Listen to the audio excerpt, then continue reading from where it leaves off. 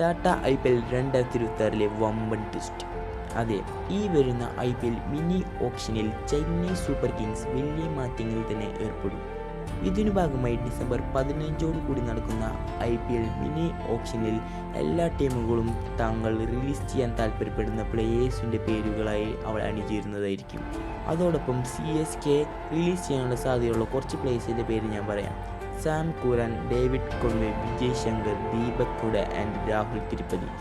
ഈ പ്ലേയേഴ്സുകളായിരിക്കും CSK മെയിനായിട്ട് റിലീസ് ചെയ്യാൻ സാധ്യത കൂടുതൽ. ഈ റിലീസിന് പകരമായിട്ടായിരിക്കും ടാറ്റ IPL 2026 വമ്പൻ ടെസ്റ്റ് നടക്കാൻ പോകുന്നത്. വെറും 14 മത്സരങ്ങളിൽ നിന്നും 10 തോൽവിയോടുകൂടി കഴിഞ്ഞ സീസൺ മടങ്ങിയ ചെന്നൈക്ക് ഇപ്രാവശ്യം വമ്പൻ ടെസ്റ്റുമാണ് നൽകാൻ പോകുന്നത്.